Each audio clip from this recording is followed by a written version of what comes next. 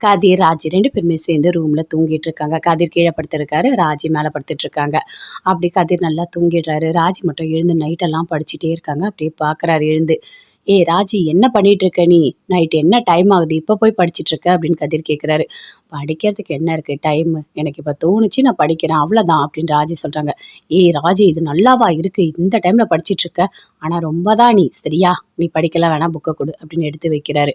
மேல போய் கதிர் அப்படியே படுத்துக்கிறாரு. 2 பேருமே சேர்ந்து அப்படியே படுத்துட்டே இருக்காங்க. ஆனா ராஜிக்கு மட்டும் கோவமா வருது. பயங்கரமா கோவம் வருது. எதுக்காக கதிர் இப்படி படிக்க வேணாம்னு சொல்றான்? ஒண்ணுமே புரியல. கோவமா வருது. படிக்கிற ஆர்வம் எனக்கு எவ்வளோ இருக்கு. எதுக்காக இத தடுக்குறாங்க? அப்படின்னு சொல்லிட்டு அப்படியே பார்த்துட்டே இருக்காங்க. தூங்கவே இல்ல. கதிர் தூங்குறாரு. மறுபடியும் எழுந்து பார்க்குறாரு. அப்படியே முழிச்சுட்டே இருக்காங்க. "ஏய் ராஜி எழுந்துரு. மேல எழுந்துரு" அப்படின்னு சொல்றாரு. "என்ன? என்ன வேணும் உனக்கு?" அப்படின்னு ராஜி கேட்குறாங்க. "நீ எழுந்து உட்காரு. கீழ உட்காரு. இந்தா உன்னோட புக்கு. நீ நைட்டெல்லாம் படி. ஒண்ணும் பிரச்சனை இல்ல. ஆனா, நீ முழிச்சுக்கிட்டு ரொம்ப கஷ்டப்படுற. வேண்டாம். உனக்கு என்ன தோணுதோ அத நீ பண்ணு. சரியா? நான் போய் படுக்கிறேன்" அப்படின்னு போயிட்டு கதிர் படுக்கிறாரு. என்ன இவன் இப்படி போட்டு டார்ச்சர் பண்ணிட்டு இருக்கான் அப்படின்னு சொல்லிட்டு அப்படியே ராஜி யோசிக்கிறாங்க. இவள படிக்க சொன்னோம். அதுக்காக இந்த அளவுக்கா நைட்டெல்லாம் கண்ணு முழிச்சு படிக்கிறா? ஒண்ணுமே புரியலையே அப்படின்னு சொல்லிட்டு கதிர் அப்படியே யோசிச்சுட்டு இருக்காரு. எப்பவும் போல ஆஃபீஸ்ல செந்தில் இருக்காரு. அங்கருந்து வராங்க. இங்க பாருங்க, நீங்க எல்லாமே நல்லபடியா டாக்குமெண்ட் முடிச்சு குடுத்துட்டீங்க. அதுக்கான இந்தாங்க பணம் அப்படின்னு கட்டு கட்டா பணத்த அப்படியே டேபிள்ல வைக்கிறாங்க. அப்படியே செந்தில் பார்க்குறாரு. பார்த்தோனே ஷாக் ஆகுறாரு. என்ன இது இங்க வந்து இப்படி குடுக்குறீங்க அப்படின்னு சொல்லிட்டு. அப்படியே அந்த கூட இருக்கவரு அந்த பணத்த எடுத்து வச்சுக்கிறாரு.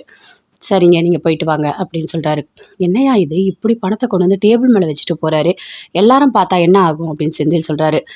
அவரு ஏதோ தெரியாம பண்ணிட்டாரு. "சரி இருங்க வரேன்" அப்படின்னு சொல்லிட்டு அங்கேருந்து ஒரு கட்டு பணத்த எடுத்துட்டு போறாரு. போயிட்டு அந்த ஏஐக்கு அந்த பணத்த குடுத்துட்டு வராரு. மீதி ஒரு கட்ட அப்படியே ட்ரால வைக்கிறாரு. "இங்க பாருங்க, இந்த பணம் உங்களுக்கு தான். நான் ஏஐக்கு குடுத்துட்டேன். அது மட்டும் இல்ல, எனக்கும் கொஞ்சம் பணம் வேணும்ல. நானும் எனக்கு தேவையான பணத்த கேட்டு வாங்கிட்டேன்" அப்படின்னு அந்த பியூன் சொல்றாரு. "அப்படியா?" அப்படின்னு சொல்லிட்டு அப்படி செந்தில் பார்க்குறாரு. "இல்ல இந்த மாரி பணத்த வச்சா எல்லாரும் பார்த்தா என்ன நடக்கறது? எனக்கு பயமா இருக்கு லஞ்சம் வாங்குறதுக்கே" அப்படின்னு சொல்றாரு. "இங்க பாருங்க, அந்த ஆளுக்கு எவ்வளோ கான்ட்ராக்ட் எடுத்திருக்கான். எவ்வளோ பணம் குடுக்கணுன்னே அவனுக்கு தெரியல. அவன் நெறைய தான் குடுத்துருக்கான். இனிமே ஏதாவது பேசணும் அப்படின்னா என்ன கூப்பிட்டு விடுங்க. நான் பார்த்துக்கிறேன்" அப்படின்னு பியூன் சொல்றாரு. "அந்த பணத்த எடுத்துக்கங்க" அப்படின்னு சொல்லிட்டு. "ஃபர்ஸ்ட்டு வாட்டி அப்படி பண்றீங்கல்ல, அப்படிதான் இருக்கும். போக போக பழகிடும். ஒண்ணும் பெரிய விஷயம் இல்ல" அப்படின்னு சொல்லிட்டு போறாரு. செந்தில் அப்படியே ஒரு மாரி பயப்படுறாரு. "ஐய்யய்யோ! என்ன ஒரு மாரி பயமா இருக்கே" அப்படின்னு சொல்லிட்டு. அப்படியே ஒரு செகண்ட் யோசிச்சு பார்க்குறாரு. பாண்டியன் சொன்னது எல்லாத்தையுமே நெனச்சு பார்க்குறாரு. எப்பவுமே நியாயமா தான் இருப்பாங்க. அவங்க எப்பவுமே தப்பு பண்ணவே மாட்டாங்க. நானும் நியாயமா தான் இருக்கேன். என் புள்ளைங்கள நான் அப்படி தான் வளர்த்துருக்கேன். என் புள்ளைங்க எப்பவுமே தப்பே பண்ணாது அப்படின்னு பாண்டியன் சொன்ன எல்லாத்தையுமே யோசிச்சு பார்க்குறாரு. அப்பா நம்ம மேல இவ்வளோ நம்பிக்கை வச்சிருக்காரு. ஆனா நாம அதெல்லாம் மறந்துட்டு இப்படி லஞ்ச பணத்த வாங்கி வச்சிருக்கோமே! ரொம்ப கஷ்டமா தான் இருக்கு அப்படின்னு சொல்லிட்டு அப்படியே செந்தில் யோசிச்சுட்டே வீட்டுக்கு போறாரு. வீட்ல மீனா இருக்காங்க. செந்தில் அப்படியே யோசிச்சுட்டே இருக்காரு. "என்ன ஒரு மாதிரி யோசிச்சுட்டே இருக்கீங்க?" அப்படின்னு செந்தில் கிட்ட மீனா கேட்குறாங்க. "அதுவாடி ஒன்றும் இல்லை. ஏன் என்ன வேலையில் ஏதாவது பிரச்சனையா?" அப்படின்னு கேட்குறாங்க. "அதெல்லாம் ஒன்றும் இல்லை. ஏதாவது கஷ்டமாக இருக்கா வேலை?" அப்படின்னு கேட்குறாங்க. "அதெல்லாம் ஒன்றும் இல்லடி" அப்படின்னு சொல்கிறாரு. "ஆமாம் நான் உங்ககிட்ட சண்டை போட்டேனே அதனாலயா?" அப்படின்னு சொல்லிட்டு மீனா கேட்குறாங்க. "நான் ஏதோ கோவத்தில் பேசிட்டேங்க. நீங்கள் அதெல்லாம் பெருசாக எடுத்துக்காதீங்க" அப்படின்னு மீனா சொல்லிகிட்டே இருக்காங்க. "அதெல்லாம் ஒன்றும் இல்லை. லஞ்ச பணத்தை வாங்கினது இவளுக்கு மட்டும் தெரிஞ்சா இவ நம்மள ஒரு வழி பண்ணிடுவா" அப்படின்னு சொல்லிட்டு அப்படி திருத்துன்னு முடிச்சுட்டே இருக்காரு. அதுக்குள்ளே மீனாவோட அம்மா, அப்பா 2 பேருமே வராங்க. "என்ன திடீர்னு வந்திருக்கீங்க? வாங்க, வாங்க வந்து உட்காருங்க" அப்படின்னு மீனா கூப்பிட்டு உட்கார வைக்கிறாங்க. டீ எல்லாம் குடுக்குறாங்க. "ஒன்னும் இல்லடி சும்மா பார்த்துட்டு போலான்னு தான் வந்தேன்." "அம்மா என்ன டிஃபன் செய்ய போற?" அப்படின்னு கேட்குறாங்க. "நானா தோசை சுட போறேன்" அப்படின்னு சொல்றாங்க மீனா. "தோசையா? பரவாயில்லடி இப்பயாச்சும் ஏதோ ஒண்ணு பண்ணிட்டு இருக்கியே" அப்படின்னு அவங்க அம்மா சொல்றாங்க. "இங்க பாரும்மா, ஏதோ கொஞ்ச நாள் இங்க பண்றேன், மீதி நாள் என் மாமியார் வீட்டுக்கு போயிடுறேன்" அப்படின்னு சொல்றாங்க. "ஏய் சும்மா மாமியார் வீடு, மாமியார் வீடு சொல்லிட்டு இருக்க. இங்க பாருடி, பேசாம ட்ரான்ஸ்ஃபர் ஆகிட்டு இன்னும் கொஞ்சம் தூரம் தள்ளி போயிடுங்க" அப்படின்னு சொல்றாங்க அவங்க அம்மா. அதை கேட்டோன்னே மீனாவுக்கு கோவமா வருது. "ஏம்மா நீ இப்படி பண்ணிட்டு இருக்க? ஏற்கனவே எனக்கும் என் மாமியார் வீட்டுக்கும் 4 கிலோமீட்டர் தான் தூரம். அப்படி இருந்தும் என்னால் தாங்கிக்க முடியல. எனக்கு கூட்டு குடும்பம் தாம்மா பிடிக்கும். எனக்கு தனியாக இருக்க இங்கேயே பிடிக்கல. நீ வேற இன்னும் தள்ளி போன்ற. ஏம்மா நீ இப்படி பண்ணிட்டு இருக்க?" அப்படின்னு சொல்லிட்டு மீனா அப்படியே ஃபீல் பண்ணிட்டு அப்படியே உள்ளே போகிறாங்க. உடனே செந்தில் அவங்க அப்பா 2 பேருமே சேர்ந்து பேசிகிட்டு இருக்காங்க. "என்ன நான் சொன்ன மாதிரி வேலையெல்லாம் நல்லபடியாக முடிச்சு கொடுத்துருக்கீங்க. பணம்லாம் வாங்கிட்டீங்களா? எல்லாமே கொடுத்துட்டேன்னு சொன்னார்" அப்படின்னு மீனாவோட அப்பா கேட்குறாரு. "மாமா பணத்தெல்லாம் நான் வாங்கிட்டேன். ஆனால் அவங்க அங்கேயே வந்து கட்டுக்கட்டாக கொடுக்குறாங்க தெரியுமா? எனக்கு நான் ரொம்ப பயந்துட்டேன். எனக்கு ஒரு மாதிரி இருந்தது" அப்படின்னு செந்தில் சொல்கிறாரு. "அப்படி தான் இருக்கும். ஃபஸ்ட்டு வாட்டி பணம் வாங்குறீங்களா? அப்படி தான் இருக்கும். நீங்கள் அதெல்லாம் பெருசாக எடுத்துக்காதீங்க. சரியா? நடக்கிறத பார்த்துக்கலாம். நீங்கள் இல்லை பணம் வாங்கினா தான் சொந்தமாக வீடு வாங்க முடியும், கார் வாங்க முடியும், ஏதாவது ஒன்று பண்ண முடியும். இப்படியே மாத சம்பளத்துக்கு உட்காந்துட்டு இருக்க போகிறீங்களா?" அப்படின்னு சொல்லிட்டு மீனாவோட அப்பா சொல்கிறாரு. "இல்லை மீனாக்கு இதெல்லாம் தெரியாது. தெரிஞ்சா ஒத்துக்கவே மாட்டா" அப்படின்னு சொல்கிறாரு. "நீங்கள் ஏன் சொல்கிறீங்க? எதுக்கு சொல்கிறீங்க? அதெல்லாம் சொல்லாதீங்க. இந்த மாதிரி நெறைய வேலை வரும். நான் உங்களுக்கு அனுப்பி விடுறேன். பணத்த வாங்கிட்டு வேலைய முடிச்சு குடுங்க. அதான் நல்லது. இப்போ எப்படி பொழைக்கணும்னு நீங்க தெரிஞ்சுக்கங்க. என்ன மாப்பிள நீங்க? அந்த காலம் மாதிரியே இருக்கீங்க. ரொம்ப பயப்படுறீங்க. அப்படிலாம் பயப்படாதீங்க. நான் தான் இருக்கேன்ல அப்படின்னு உங்க அப்பா சொல்லிட்டுருக்காரு. என்னதான் இருந்தாலும் எனக்கு ரொம்ப பயமா தான் இருக்கு மாமா அப்படின்னு சொல்லிட்டுருக்காரு. சரி, சரி விடுங்க பார்த்துக்கலாம் அப்படின்னு உங்க அப்பா சொல்லிட்டுருக்காரு. மீனா வராங்க. "என்ன மாப்பிள்ளையும் நீங்களும் ஒரே மாதிரி பேசிகிட்டு இருக்கீங்க. என்ன ஏதாவது பிரச்சனையா?" அப்படின்னு கேட்குறாங்க. "ஆமாம் அதெல்லாம் ஒன்றும் இல்லைம்மா சும்மா தான் பேசிகிட்டு இருக்கோம்" அப்படின்னு சொல்லிட்டு இருக்காங்க. "சரிம்மா நான் போயிட்டு வரேன்" அப்படின்னு சொல்லிட்டு 2 பேருமே சேர்ந்து அங்கேருந்து அப்படியே எழுந்து போகிறாங்க. மீனா யோசிக்கிறாங்க. அம்மா அப்பா திடீர்னு வரமாட்டாங்களே ஏதோ தப்பாக இருக்கே, அதே நம்ம மாப்பிள்ளை கிட்ட மட்டும் தனியாக ஏதோ பேசிட்டு போகிறாரு, ஒன்றுமே புரியலையே, இவங்க 2 பேருக்குள்ளே என்னதான் நடக்குது? அப்பா வேற வில்லங்கம் பிடிச்சவர், ஏதாவது ஒன்று பண்ணி இவர் ஏதாவது ஒன்று பண்ணிட போகிறாரு. நாம் கொஞ்சம் கேர்ஃபுல்லாக இருக்கணும். எப்படியாவது செந்தில்கிட்ட பேசி என்ன பிரச்சனை, எதுக்காக அப்பா வந்துட்டு போறாரு எல்லாமே நம்ம தெரிஞ்சுக்கணும். இல்லைன்னா இவர் ஏதாவது சொதப்பி வச்சுருவாரு அப்படின்னு சொல்லிட்டு மீனா அப்படி டென்ஷனாக யோசிச்சுட்டு இருக்காங்க. கிட்ட வராங்க. "என்னங்க அப்பா உங்ககிட்ட வந்து ஏதோ பேசிட்டு போற மாதிரி இருக்கு" அப்படின்னு மீனா கேட்குறாங்க. "ஐயோ மீனா அதெல்லாம் ஒன்றும் இல்லை, சும்மா மாமா பார்க்க வந்தார், உன்னை பார்த்தாரு அப்படி என்ன பார்த்தாரு, அவ்வளோதான் வேற ஒன்றும் இல்லை, நீயாவே ஏதாவது கற்பனை பண்ணிக்காத" அப்படின்னு சொல்கிறாரு. "ஐயோ அதெல்லாம் ஒன்றும் இல்லைங்க, நான் சும்மா தான் கேட்டேன்" அப்படின்னு மீனா சொல்கிறாங்க. இல்லை எப்பவும் போல் வேலை பார்த்துட்டே இருக்காங்க. அங்கேருந்து அந்த அக்கா வராங்க. "வாங்கக்கா எப்படி இருக்கீங்க?" அப்படின்னு கேட்குறாங்க. "நான் நல்லா தான் இருக்கேன் மயிலு. மயிலு சூப்பராக பார்த்துக்கிற, சமையல் எல்லாம் நல்லா பார்த்துக்கிற, அது மட்டும் இல்லை என் மாமியாரையும் நல்லா நீ பார்த்துக்கிற" அப்படின்னு சொல்கிறாங்க. "ஆமாம் உன்னை பற்றி எல்லாமே மீனா சொன்னாங்க, ரொம்ப கஷ்டமாக தான் இருக்குது. மயிலு நீ ரொம்ப ரொம்ப நல்ல பொண்ணு தான், உனக்கு எல்லாமே நல்லதாகவே நடக்கும், கொஞ்சம் பொறுமையாக இரு சரியா? ஆனால் நீ மாசமாக இருக்கிறத அவங்க வீட்டில் கண்டிப்பாக யாராவது ஒருத்தரை கூப்பிட்டு சொல்லிடு, அதுதான் நல்லது" அப்படின்னு சொல்கிறாங்க. "இல்லைக்கா எதுக்காக சொல்லணும்? எனக்கு யாருமே வேண்டாம். நான் இப்படியே இருந்துடுறேன். என் குழந்தைய நானே சம்பாதிச்சு வளர்த்துறேன். யாருமே வேண்டாம்க்கா" அப்படின்னு சொல்கிறாங்க. "மயிலு நீ சொல்கிறதெல்லாம் கரெக்டு தான். இருந்தாலும் ஒரு வார்த்தை சொல்லி பாரு" அப்படின்னு சொல்கிறாங்க. "சரிக்கா" அப்படின்னு சொல்கிறாங்க. "நான் சமையல் எல்லாமே முடிச்சுட்டேன். நீங்கள் பார்த்துக்கங்க" அப்படின்னு சொல்கிறாங்க. "சரி மயிலு பார்த்து நீ போயிட்டு வா. நீ சாப்பிடுன்னா சாப்பிடவே மாட்ற. உனக்கும் சேர்த்து சமைச்சு நீ சாப்பிட்லாம்ல. இதில் என்ன மயிலு இருக்குது?" அப்படின்னு கேட்குறாங்க. "இல்லைக்கா பரவாயில்ல. நான் வீட்டிலேயே போய் சாப்பிட்றேன். சரிங்களா?" அப்படின்னு சொல்லிட்டு அங்கேருந்து மயில் போகிறாங்க. போகும்போது யோசிக்கிறாங்க. அத்தைக்கிட்ட போய் உண்மைய சொல்லலாமா வேணாமா? மீனா சொல்ல சொன்னாங்களே, சரி இரு யோசிக்கலாம். மீனாக்கு ஃபோன் பண்ணி பார்க்கலாம் அப்படின்னு மீனாக்கு ஃபோன் பண்ணுறாங்க. அவங்களும் அட்டெண்ட் பண்ணி பேசுகிறாங்க. "மீனா நீ வந்து அத்தைக்கிட்ட உண்மைய சொல்ல சொன்னல்ல, நான் கோயிலுக்கு போகவா?" அப்படின்னு கேட்குறாங்க. "நானே உங்களுக்கு ஃபோன் பண்ணுறேன். அத்தைய கூட்டிட்டு நானே கோயிலுக்கு வரேன். நீங்கள் அங்கே எதார்த்தமா வரா மாதிரி வாங்க. எப்படியாவது அத்தைக்கிட்ட உண்மைய சொல்லிடலாம். ஏதோ ஒரு வகையில் பெரியவங்களுக்கு தெரிஞ்ச மாதிரி இருக்கட்டும். அதுக்கப்புறம் என்ன நடக்குதோ அது அப்புறம் பார்த்துக்கலாம்" அப்படின்னு மீனா சொல்கிறாங்க. "சரி மீனா, நீ என்ன சொல்றியோ அதை அப்படியே நான் கேட்குறேன்" அப்படின்னு தங்கமயில் சொல்கிறாங்க. "சரிங்கக்கா, நீங்கள் இந்த டைமுக்கு கோயிலுக்கு வந்துடுங்க. நான் அத்தையை கூட்டிகிட்டு வந்துடுறேன் சரிங்களா?" அப்படின்னு சொல்கிறாங்க. சரி அப்படின்னு சொல்லிட்டு தங்கமயில் போகிறாங்க. எப்படியாவது அத்தைக்கிட்ட பார்த்து உண்மையை சொல்லலாம் அப்படின்னு நினைக்கிறாங்க. மீனா போகிறாங்க. போயிட்டு அப்படியே பார்க்குறாங்க. "அத்தை எனக்கு கோயிலுக்கு போகணும் போல இருக்குது, நீங்கள் வரீங்களா?" அப்படின்னு மீனா கேட்குறாங்க. "என்ன திடீர்னு கோயிலுக்கெலாம் போகணும்னு சொல்கிற, ஒன்றும் புரியலையே, நீ கோயிலுக்கெலாம் போக மாட்டியே?" அப்படின்னு கோமதி கேட்குறாங்க. "சரி விடு, ஏதோ போகணும்னு சொல்கிறா, போயிட்டு வாயேன்" அப்படின்னு சொல்லிட்டு கோமதியோட அம்மா சொல்கிறாங்க. "நீயும் வரியாம்மா?" அப்படின்னு கேட்குறாங்க. "அதெல்லாம் ஒன்றும் இல்லை, எனக்கு ஏன் முட்டியெல்லாம் வலிக்குது, என்ன எங்கேம்மா கூப்பிட்றீங்க, நீங்கள் போயிட்டு வாங்க, என்னெல்லாம் வந்தால் கூட கோயிலெல்லாம் சுத்த முடியாது, நீங்கள் போயிட்டு வாங்க, நான் இன்னொரு நாள் வரேன்" அப்படின்னு சொல்கிறாங்க. "சரிம்மா மீனா இரு, நான் ஒரு 2 நிமிஷத்தில் புடவை கட்டிட்டு வரேன்" அப்படின்னு கோமதி போயிட்டு புடவையெல்லாம் கட்டிட்டு வராங்க. 2 பேருமே சேர்ந்து கோயிலுக்கு போகிறாங்க. "என்ன வீணா திடீர்னு கோயிலுக்கு போகிற, நீ கோயிலுக்கெல்லாம் போக மாட்டியே?" அப்படின்னு கேட்குறாங்க. "ஒன்றும் இல்லை, ஏதோ தோணுச்சு நான் போகிறேன்." "என்ன குழந்தை வேணும்னு சொல்லிட்டா?" அப்படின்னு கேட்குறாங்க. "அதெல்லாம் தானாக கிடைக்கும், அதுக்காகலாம் இல்லை, சும்மா தான்" அப்படின்னு சொல்லிட்டு கூட்டிகிட்டு போகிறாங்க. அங்கே தங்கமயில் வந்து வெயிட் பண்ணிட்டு இருக்காங்க. அப்படியே போகிறாங்க. போன உடனே தங்கமயில பார்க்குறாங்க. கோமதி பார்த்த உடனே அப்படியே ஷாக் ஆகுறாங்க. "இவ எதுக்கு இங்கே வந்து நின்றுட்டுருக்கா? ஒன்றுமே புரியலையே, இவளை பார்த்தாலே அப்படியே கடுப்பேறுதே" அப்படின்னு சொல்லிட்டு பார்க்குறாங்க. "தாத்தா எதுவும் பேசாதீங்க, அமைதியாக இருங்க. நாம சாமி கும்பிட வந்தோம். நாம எதுக்கு நம்ம நிம்மதியை கெடுத்துக்கணும்? நம்ம சாமி கும்பிட்டு போயிடலாம். நீங்கள் கவலைப்படாதீங்க" அப்படின்னு சொல்கிறாங்க. "இல்லடி இவளை பார்த்தாலே கடுப்பாக இருக்குடி, பார்த்தாலே அப்படியே டென்ஷனாக இருக்குது. அவளை பாரு, எல்லாத்தையும் பண்ணிட்டு ஒன்றுமே தெரியாத பூனை மாதிரி நின்றுட்டு இருக்கா பாரு. நம்ம கோயிலுக்கு சாமி கும்பிட்றதுக்காக வந்திருக்கோம் நிம்மதிக்காக. ஆனால் இங்கேயும் நிம்மதி கிடைக்காது போல இருக்குது" அப்படின்னு சொல்கிறாங்க.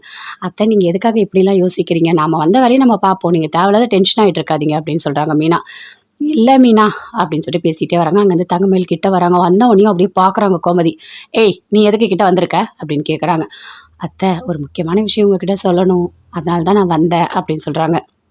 நான் கோயிலுக்கு வரது உனக்கு எப்படி தெரியும்? அப்படிலாம் ஒன்றும் இல்ல அத்தை. நானும் கோயிலுக்கு வந்தேன், உங்கள பார்த்தேன் அப்படி சொல்லிடலான்றதுக்காக நான் கிட்ட வந்தேன். வேற ஒன்றும் இல்ல அப்படின்னு தங்கமயில் சொல்றாங்க. என்ன சொல்ல போற? அப்படின்னு கேட்குறாங்க. அத்தை, நீங்க பாட்டியாக போறீங்க. நான் மாசமா இருக்கேன் அப்படின்னு சொல்றாங்க. அத கேட்டோனே அப்படியே கோவப்படுறாங்க கோமதி. என்னது நீ மாசமா இருக்கியா? ஏய் உனக்கு அசிங்கமாவே இல்லையா? எத்தன வாட்டி நீ பொய் சொல்லுவ? ஏற்கனவே ஒரு வாட்டி பொய் சொல்லி எங்க எல்லாரையும் ஏமாத்துனல்ல.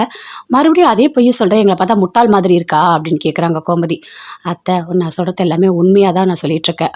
நான் வந்து அடிக்கடிக்கு வாமிட் எடுத்துகிட்டே இருந்தேன். நான் போய் டாக்டரை பார்த்தேன். அவங்க என்கிட்ட சொன்னாங்க, நீ மாசமா இருக்கன்னு சொல்லிட்டு. அதனால தான் நான் உங்ககிட்ட சொல்கிறேன். நீங்கள் நம்புறதும் நம்பாததும் உங்களோட இஷ்டம். நான் வந்து உங்கள் வீட்டில் வாழணும் அதுக்காகலாம் நான் சொல்லலை. வீட்டில் பெரியவங்க, உங்களுக்கு ஒரு வார்த்தை தெரியணும் அதுக்காக தான் நான் சொன்னேன் அப்படின்னு தங்கமயில் சொல்கிறாங்க. நான் ஏற்கனவே மாமாவை கூப்பிட்டு உண்மை எல்லாத்தையும் சொல்லிட்டேன். அவர் ஒரே வார்த்தை சொல்லிட்டாரு, உன்னை எனக்கு பிடிக்கல, உன் வயிற்றில் வளர்கிற குழந்தைக்கு எனக்கு எந்த சம்மந்தமும் இல்லை, அது மட்டும் இல்லை, உன் வயிற்றில் வளர்கிற குழந்தைக்கு யாரோ அப்பா அப்படின்னு சொல்லிட்டு மாமா போயிட்டாரு அப்படின்னு தங்கமயில் சொல்கிறாங்க. அதை கேட்டோடனே அப்படியே கோமதி ஷாக் ஆகுறாங்க. என்னது என் பையன் நான் இப்படி பேசினா? என் பையன் அப்படிலாம் பேச மாட்டானே அப்படின்னு கோமதி சொல்கிறாங்க. இல்லாத்த அவர் அப்படி தான் பேசினார். நான் உங்கள் வீட்டுக்கு வந்து வாழணுன்ற எண்ணத்தெல்லாம் நான் உங்ககிட்ட சொல்லலை. உங்களுக்கு சொன்னால் நல்லா இருக்கும்னு தோணுச்சு, அவ்வளோதான். நான் போயிட்டு வரேன் அத்தை அப்படின்னு தங்கமயில் அங்கேருந்து அப்படியே போகிறாங்க. என்னடி இவ இப்படி பேசிட்டு போகிறா? உண்மையாவா மாசமாக இருப்பா அப்படின்னு சொல்லிட்டு கேட்குறாங்க. இருக்கலாம் அப்படின்னு சொல்லிட்டு மீனா சொல்கிறாங்க. இல்லடி இவ சரியான ஃப்ராடுடி, எப்போ பார்த்தாலும் பொய் சொல்லிகிட்டே இருப்பா, ஏற்கனவே ஒரு வாட்டி பொய் சொல்லி ஏமாத்தணும், இவளை நம்ப முடியாது அப்படின்னு கோமதி சொல்கிறாங்க.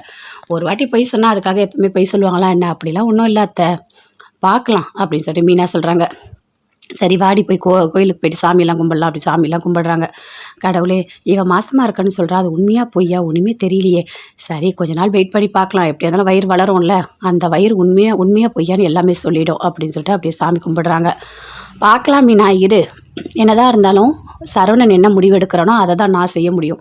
என் இஷ்டத்துக்கு போயிட்டு நீ தங்கமயில் கூட வாழலாம் நான் சொல்ல முடியாது. அது மட்டும் இல்லை, இவ அந்தளவுக்கு ஒன்றும் நல்லவெல்லாம் கிடையாது. அவ்வளோ கஷ்டப்படுத்திட்டா, எல்லாரையும் கொண்டு போய் ஜெயிலில் வச்சுட்டா. இவ கூட வாழற என்ன சரவணனுக்கு சுத்தமாக இல்லை. ஆனால் மாசமாக இருக்கன்னு சொல்கிறாளே, ஒன்றுமே புரியல, குழப்பமாக இருக்கே அப்படின்னு சொல்லிட்டு கோமதி யோசிக்கிறாங்க.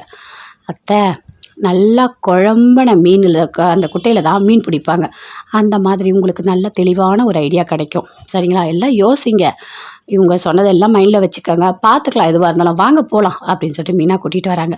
என்னடி நீ கோயிலுக்கு கூப்பிட்டு வந்தால் கடைசியில் இவ்வளோ பார்த்துட்டு ஒரே குழப்பமாக இருக்குது அப்படின்னு சொல்கிறாங்க. அத்தை வாங்க அத்தை போகலாம் அப்படின்னு சொல்லிட்டு அப்படியே போகிறாங்க. அவங்க அம்மாவை பார்த்து சொல்கிறாங்க, அந்த தங்கமயில கோயிலில் பார்த்தேன், அவள் மாசமாக இருக்குன்னு சொல்கிறா அப்படின்னு சொல்கிறாங்க. அதை கேட்டோன்னே அப்போ தான் சந்தோஷப்படுறாங்க. உண்மையாவா அப்படின்னு சொல்லிட்டு. மா நீ ஏம்மா சந்தோஷப்படுற? அவள் எப்பவுமே உண்மையை சொல்ல மாட்டா, பொய் தாம்மா சொல்லுவா அப்படின்னு கோமதி சொல்கிறாங்க. என்ன இப்படி சொல்லிட்ட, ஒரு வேளை உண்மையாக கூட இருக்கலாம்ல அப்படின்னு அவங்க அம்மா சொல்கிறாங்க. அப்படியாம்மா சொல்கிற அப்படின்னு கோமதி ஒரு செகண்ட். கதிர், ராஜி 2 பேருமே சேர்ந்து ரூமில் தூங்கிட்டு இருக்காங்க. கதிர் கீழே படுத்திருக்காரு, ராஜி மேலே படுத்துட்டு இருக்காங்க. அப்படி கதிர் நல்லா தூங்கிடுறாரு. ராஜி மட்டும் எழுந்து நைட்டெல்லாம் படிச்சுட்டே இருக்காங்க. அப்படியே பார்க்குறாரு எழுந்து. ஏய் ராஜி, என்ன பண்ணிட்டு இருக்க நீ? நைட்டு என்ன டைம் ஆகுது, இப்போ போய் படிச்சுட்டு இருக்க அப்படின்னு கதிர் கேட்குறாரு. படிக்கிறதுக்கு என்ன இருக்குது டைமு, எனக்கு இப்போ தோணுச்சு நான் படிக்கிறேன் அவ்வளோதான் அப்படின்னு ராஜி சொல்கிறாங்க. ஏய் ராஜி, இது நல்லாவா இருக்குது இந்த டைமில் படிச்சுட்டு இருக்க? ஆனால் ரொம்ப தான் நீ, சரியா? நீ படிக்கலாம் வேணாம், புக்கை கொடு அப்படின்னு எடுத்து வைக்கிறாரு. மேலே போய் கதிர் அப்படியே படுத்துக்கிறாரு. 2 பேருமே சேர்ந்து அப்படியே படுத்துட்டே இருக்காங்க. ஆனால் ராஜிக்கு மட்டும் கோவமாக வருது, பயங்கரமாக கோவம் வருது. எதுக்காக கதிர் இப்படி படிக்க வேணாம்னு சொல்கிறான் ஒன்றுமே புரியல, கோவமாக வருது. படிக்கிற ஆர்வம் எனக்கு எவ்வளோ இருக்குது, எதுக்காக இதை தடுக்கிறாங்க அப்படின்னு சொல்லிட்டு அப்படியே பார்த்துட்டே இருக்காங்க. தூங்கவே இல்லை. கதிர் தூங்குறாரு, மறுபடியும் எழுந்து பார்க்குறாரு. அப்படியே முழிச்சுட்டே இருக்காங்க. ஏ ராஜி எழுந்துரு, மேலே எழுந்துரு அப்படின்னு சொல்கிறாரு. என்ன வேணும் உனக்கு அப்படின்னு ராஜி கேட்குறாங்க. நீ எழுந்து உட்காரு, கீழே உட்காரு, இந்தா உன்னோட புக்கு, நீ நைட்டெல்லாம் படி, ஒன்றும் பிரச்சனை இல்லை. ஆனால் நீ முழிச்சுக்கிட்டு ரொம்ப கஷ்டப்படுற, வேண்டாம், உனக்கு என்ன தோணுதோ அதை நீ பண்ணு, சரியா? நான் போய் படுக்கிறேன் அப்படின்னு போயிட்டு கதிர் படுக்கிறாரு. என்ன இவன் இப்படி போட்டு டார்ச்சர் பண்ணிட்டு இருக்கான் அப்படின்னு சொல்லிட்டு அப்படியே ராஜி யோசிக்கிறாங்க. இவளை படிக்க சொன்னோம், அதுக்காக இந்த அளவுக்கு நைட்டெல்லாம் கண்ணு முழிச்சு படிக்கிறா, ஒன்றுமே புரியலையே அப்படின்னு சொல்லிட்டு கதிர் அப்படியே யோசிச்சுட்டு இருக்காரு. எப்பவும் போல் ஆஃபீஸில் செந்தில் இருக்காரு. அங்கேருந்து வராங்க. இங்கே பாருங்கள், நீங்கள் எல்லாமே நல்லபடியாக டாக்குமெண்ட்டு முடித்து கொடுத்துட்டீங்க, அதுக்கான இந்தாங்க பணம் அப்படின்னு கட்டுக்கட்டாக பணத்தை அப்படியே டேபிளில் வைக்கிறாங்க. அப்படியே செந்தில் பார்க்குறாரு. பார்த்தோன்னே ஷாக் ஆகுறாரு. என்ன இது இங்கே வந்து இப்படி கொடுக்குறீங்க அப்படின்னு சொல்லிட்டு அப்படியே அந்த கூட இருக்கவர் அந்த பணத்தை எடுத்து வச்சுக்கிறாரு. சரிங்க, நீங்கள் போயிட்டு வாங்க அப்படின்னு சொல்கிறாரு. என்னையா இது இப்படி பணத்தை கொண்டு வந்து டேபிள் மேலே வச்சுட்டு போகிறாரு, எல்லாரும் பார்த்தா என்ன ஆகும் அப்படின்னு செந்தில் சொல்கிறாரு. அவர் ஏதோ தெரியாமல் பண்ணிட்டாரு, சரி இருங்க வரேன் அப்படின்னு சொல்லிட்டு அங்கேருந்து ஒரு கட்டு பணத்தை எடுத்துகிட்டு போகிறாரு. போயிட்டு அந்த ஏஐக்கு அந்த பணத்தை கொடுத்துட்டு வராரு. மீதி ஒரு கட்டை அப்படியே ட்ராவில் வைக்கிறாரு. இங்கே பாருங்கள், இந்த பணம் உங்களுக்கு தான், நான் ஏஐக்கு கொடுத்துட்டேன். அது மட்டும் இல்லை, எனக்கும் கொஞ்சம் பணம் வேணும்ல, நானும் எனக்கு தேவையான பணத்த கேட்டு வாங்கிட்டேன் அப்படின்னு அந்த பியூன் சொல்றாரு. அப்படியா? அப்படின்னு சொல்லிட்டு அப்படி செந்தில் பார்க்குறாரு. இல்ல இந்த மாரி பணத்த வச்சா எல்லாரும் பார்த்தா என்ன நடக்கறது? எனக்கு பயமா இருக்கு லஞ்சம் வாங்குறதுக்கே அப்படின்னு சொல்றாரு. இங்க பாருங்க, அந்த ஆளுக்கு எவ்வளோ கான்ட்ராக்ட் எடுத்திருக்கான். எவ்வளோ பணம் குடுக்கணுன்னே அவனுக்கு தெரியல. அவன் நெறைய தான் குடுத்துருக்கான். இனிமே ஏதாவது பேசணும் அப்படின்னா என்ன கூப்பிட்டு விடுங்க. நான் பார்த்துக்கிறேன் அப்படின்னு பியூன் சொல்றாரு. அந்த பணத்த எடுத்துக்கங்க அப்படின்னு சொல்லிட்டு. ஃபர்ஸ்ட்டு வாட்டி அப்படி பண்றீங்களா? அப்படிதான் இருக்கும். போக போக பழகிடும். ஒண்ணும் பெரிய விஷயம் இல்ல அப்படின்னு சொல்லிட்டு போறாரு. செந்தில் அப்படியே ஒரு மாரி பயப்படுறாரு. ஐய்யயோ! என்ன ஒரு மாரி பயமா இருக்கே அப்படின்னு சொல்லிட்டு. அப்படியே ஒரு செகண்ட் யோசிச்சு பார்க்குறாரு. பாண்டியன் சொன்னது எல்லாத்தையுமே நெனச்சு பார்க்குறாரு. எப்பவுமே நியாயமா தான் இருப்பாங்க. அவங்க எப்பவுமே தப்பு பண்ணவே மாட்டாங்க. நானும் நியாயமா தான் இருக்கேன். என் புள்ளைங்கள நான் அப்படி தான் வளர்த்துருக்கேன். என் புள்ளைங்க எப்பவுமே தப்பே பண்ணாது அப்படின்னு பாண்டியன் சொன்ன எல்லாத்தையுமே யோசிச்சு பார்க்குறாரு. அப்பா நம்ம மேல இவ்வளோ நம்பிக்கை வச்சிருக்காரு. ஆனா நாம அதெல்லாம் மறந்துட்டு, இப்படி லஞ்ச பணத்த வாங்கி வச்சிருக்கோமே! ரொம்ப கஷ்டமா தான் இருக்கு. அப்படின்னு சொல்லிட்டு அப்படியே செந்தில் யோசிச்சுட்டே வீட்டுக்கு போறாரு. வீட்ல மீனா இருக்காங்க. செந்தில் அப்படியே யோசிச்சுட்டே இருக்காரு. என்ன ஒரு மாதிரி யோசிச்சுட்டே இருக்கீங்க அப்படின்னு செந்தில் கிட்ட மீனா கேட்குறாங்க. அதுவாடி ஒன்றும் இல்லை. ஏன் என்ன வேலையில் ஏதாவது பிரச்சனையா அப்படின்னு கேட்குறாங்க. அதெல்லாம் ஒன்றும் இல்லை. ஏதாவது கஷ்டமாக இருக்கா வேலை அப்படின்னு கேட்குறாங்க. அதெல்லாம் ஒன்றும் இல்லடி அப்படின்னு சொல்கிறாரு.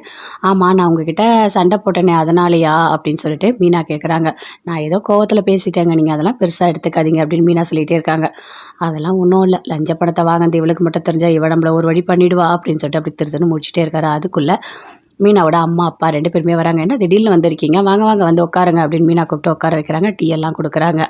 "ஒன்னும் இல்லடி சும்மா பார்த்துட்டு போலான்னு தான் வந்தேன்." "அம்மா என்ன டிஃபன் செய்ய போற?" அப்படின்னு கேட்குறாங்க. "நானா? தோசை சுட போறேன்" அப்படின்னு சொல்றாங்க மீனா. "தோசையா? பரவாயில்லடி இப்பயாச்சும் ஏதோ ஒண்ணு பண்ணிட்டு இருக்கியே" அப்படின்னு அவங்க அம்மா சொல்றாங்க. "இங்க பாரும்மா, ஏதோ கொஞ்ச நாள் இங்க பண்றேன், மீதி நாள் என்ன மாமியார் வீட்டுக்கு போயிடுறேன்" அப்படின்னு சொல்றாங்க. "ஏய் சும்மா மாமியார் வீடு, மாமியார் வீடு சொல்லிட்டு இருக்க. இங்க பாருடி, பேசாம ட்ரான்ஸ்ஃபர் ஆகிட்டு இன்னும் கொஞ்சம் தூரம் தள்ளி போயிடுங்க" அப்படின்னு சொல்றாங்க அவங்க அம்மா. அதை கேட்டோன்னே மீனாவுக்கு கோவமா வருது. "ஏம்மா நீ இப்படி பண்ணிட்டு இருக்க? ஏற்கனவே எனக்கும் என் மாமியார் வீட்டுக்கும் 4 கிலோமீட்டர் தான் தூரம். அப்படி இருந்தே என்னால் தாங்கிக்க முடியல. எனக்கு கூட்டு குடும்பம் தாம்மா பிடிக்கும். எனக்கு தனியாக இருக்க இங்கேயே பிடிக்கல. நீ வேற இன்னும் தள்ளி போன்ற. ஏம்மா நீ இப்படி பண்ணிட்டு இருக்க?" அப்படின்னு சொல்லிட்டு மீனா அப்படியே ஃபீல் பண்ணிட்டு அப்படியே உள்ளே போகிறாங்க. உடனே செந்தில் அவங்க அப்பா 2 பேருமே சேர்ந்து பேசிகிட்டு இருக்காங்க. "என்ன நான் சொன்ன மாதிரி வேலையெல்லாம் நல்லபடியாக முடிச்சு கொடுத்துருக்கீங்க. பணம்லாம் வாங்கிட்டீங்களா? எல்லாமே கொடுத்துட்டேன்னு சொன்னார்" அப்படின்னு மீனாவோட அப்பா கேட்குறாரு. "மாமா பணத்தெல்லாம் நான் வாங்கிட்டேன். ஆனால் அவங்க அங்கேயே வந்து கட்டுக்கட்டாக கொடுக்குறாங்க தெரியுமா? எனக்கு நான் ரொம்ப பயந்துட்டேன். எனக்கு ஒரு மாதிரி இருந்தது" அப்படின்னு செந்தில் சொல்கிறாரு. "அப்படி தான் இருக்கும். ஃபஸ்ட்டு வாட்டி பணம் வாங்குறீங்களா? அப்படி தான் இருக்கும். நீங்கள் அதெல்லாம் பெருசாக எடுத்துக்காதீங்க. சரியா? நடக்கிறத பார்த்துக்கலாம். நீங்கள் இல்லை பணம் வாங்கினா தான் சொந்தமாக வீடு வாங்க முடியும், கார் வாங்க முடியும், ஏதாவது ஒன்று பண்ண முடியும். இப்படியே மாத சம்பளத்துக்கு உட்காந்துட்டு இருக்க போகிறீங்களா?" அப்படின்னு சொல்லிட்டு மீனாவோட அப்பா சொல்கிறாரு.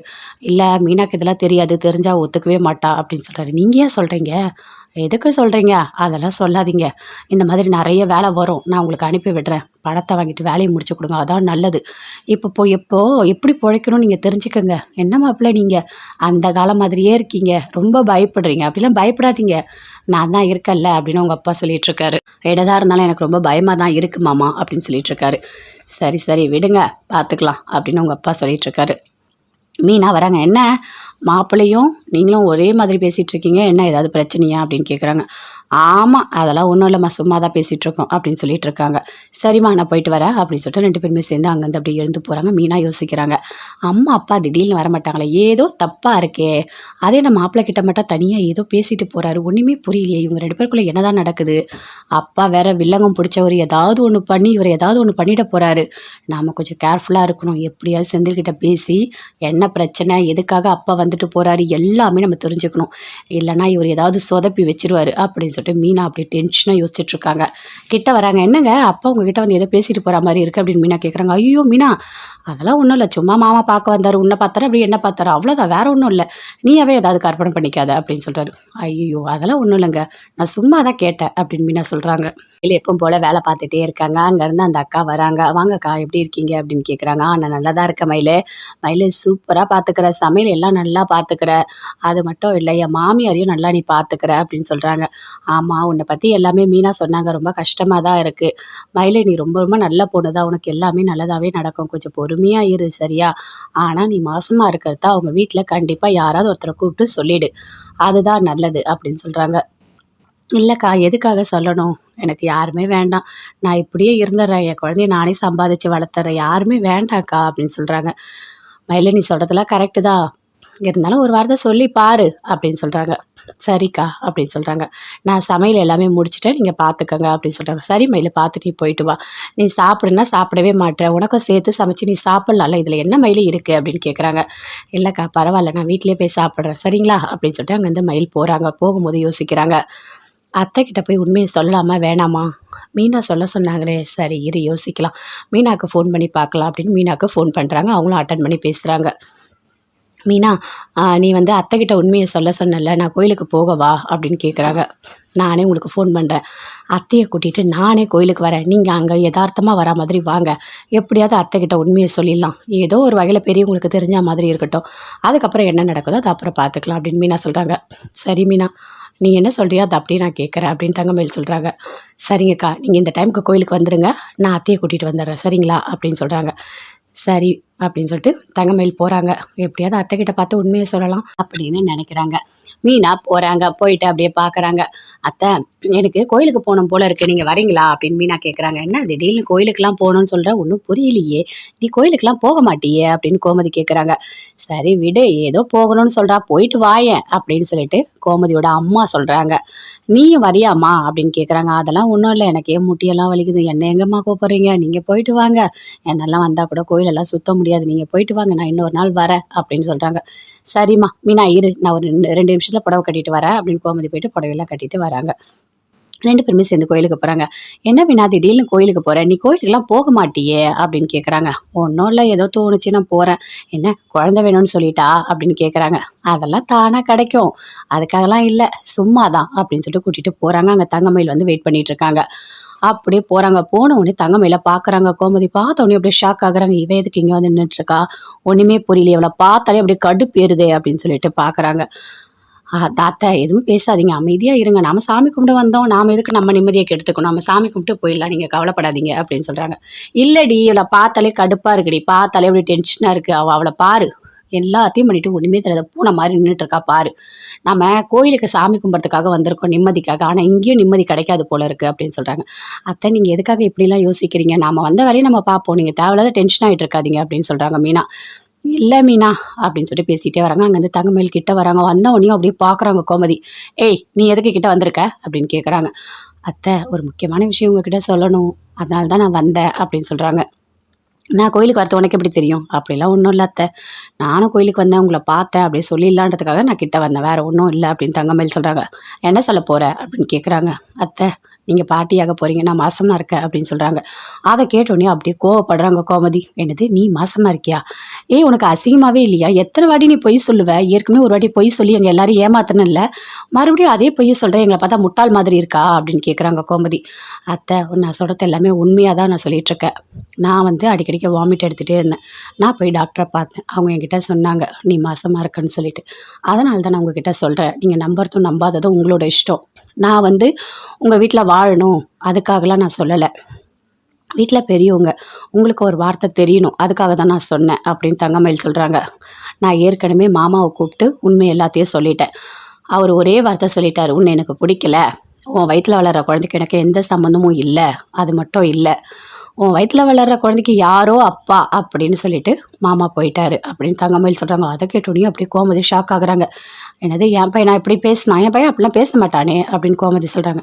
இல்லத்த, அவர் அப்படி தான் பேசினார், நான் உங்கள் வீட்டுக்கு வந்து வாழணுன்ற எண்ணத்தெல்லாம் நான் உங்ககிட்ட சொல்லலை, உங்களுக்கு சொன்னால் நல்லா இருக்கும்னு தோணுச்சு, அவ்வளோதான், நான் போயிட்டு வரேன் அத்தை அப்படின்னு தங்கமயில் அங்கேருந்து அப்படியே போகிறாங்க. என்னடி இவ இப்படி பேசிட்டு போகிறா, உண்மையாக மாசமாக இருப்பா அப்படின்னு சொல்லிட்டு கேட்குறாங்க. இருக்கலாம் அப்படின்னு சொல்லிட்டு மீனா சொல்கிறாங்க. இல்லடி, இவ சரியான ஃப்ராடுடி, எப்போ பார்த்தாலும் பொய் சொல்லிகிட்டே இருப்பா, ஏற்கனவே ஒரு வாட்டி பொய் சொல்லி ஏமாத்தணும், இவளை நம்ப முடியாது அப்படின்னு கோமதி சொல்கிறாங்க. ஒரு வாட்டி பொய் சொன்னால் அதுக்காக எப்பவுமே பொய் சொல்லுவாங்களா என்ன? அப்படிலாம் ஒன்றும் இல்லை அத்தை, பார்க்கலாம் அப்படின்னு சொல்லிட்டு மீனா சொல்கிறாங்க. சரி வாடி போய் கோயிலுக்கு போயிட்டு சாமியெல்லாம் கும்பிடலாம் அப்படி சாமியெல்லாம் கும்பிடுறாங்க. கடவுளே, இவன் மாசமாக இருக்கன்னு சொல்கிறா, அது உண்மையாக பொய்யா ஒன்றுமே தெரியலையே, சரி கொஞ்ச நாள் வெயிட் பண்ணி பார்க்கலாம், எப்படியா இருந்தாலும் வயிறு வளரும்ல, அந்த வயிறு உண்மையாக பொய்யான்னு எல்லாமே சொல்லிடும் அப்படின்னு சொல்லிட்டு அப்படியே சாமி கும்பிடுறாங்க. பார்க்கலாம் மீனா இரு, என்னதான் இருந்தாலும் சரவணன் என்ன முடிவு எடுக்கிறானோ அதை தான் நான் செய்ய முடியும், என் இஷ்டத்துக்கு போயிட்டு நீ தங்கமயில் கூட வாழலாம் நான் சொல்ல முடியாது. அது மட்டும் இல்லை, இவ அந்தளவுக்கு ஒன்றும் நல்லவெல்லாம் கிடையாது, அவ்வளோ கஷ்டப்படுத்திட்டா, எல்லாரையும் கொண்டு போய் ஜெயிலில் வச்சுட்டா, இவ கூட வாழற என்ன சரவணனுக்கு சுத்தமாக இல்லை, ஆனால் மாசமாக இருக்கன்னு சொல்கிறாளே, ஒன்றுமே புரியல, குழப்பமாக இருக்கே அப்படின்னு சொல்லிட்டு கோமதி யோசிக்கிறாங்க. அத்தை, நல்லா குழம்புன மீனில் அந்த குட்டையில் தான் மீன் பிடிப்பாங்க. அந்த மாதிரி உங்களுக்கு நல்ல தெளிவான ஒரு ஐடியா கிடைக்கும். சரிங்களா? எல்லாம் யோசிங்க. இவங்க சொன்னதெல்லாம் மைண்டில் வச்சுக்கோங்க. பார்த்துக்கலாம் எதுவாக இருந்தாலும். வாங்க போகலாம் அப்படின்னு சொல்லிட்டு மீனா கூட்டிகிட்டு வராங்க. என்னடி நீ கோயிலுக்கு கூப்பிட்டு வந்தால் கடைசியில் இவ்வளோ பார்த்துட்டு ஒரே குழப்பமா இருக்குது அப்படின்னு சொல்கிறாங்க. அத்தை வாங்க அத்தை போகலாம் அப்படின்னு சொல்லிட்டு அப்படியே போகிறாங்க. அவங்க அம்மாவை பார்த்து சொல்கிறாங்க, அந்த தங்கமயில கோயிலில் பார்த்தேன், அவள் மாசமாக இருக்குன்னு சொல்கிறா அப்படின்னு சொல்கிறாங்க. அதை கேட்டோடனே அப்போ தான் சந்தோஷப்படுறாங்க. உண்மையாவா அப்படின்னு சொல்லிட்டு, மா நீ ஏம்மா சந்தோஷப்படுற, அவள் எப்பவுமே உண்மையை சொல்ல மாட்டா, பொய் தாம்மா சொல்லுவா அப்படின்னு கோமதி சொல்கிறாங்க. என்ன இப்படி சொல்லிட்ட, ஒரு வேளை உண்மையாக கூட இருக்கலாம்ல அப்படின்னு அவங்க அம்மா சொல்கிறாங்க. அப்படியாம்மா சொல்கிற அப்படின்னு கோமதி ஒரு செகண்ட் யோசிச்சுட்டு இருக்காங்க.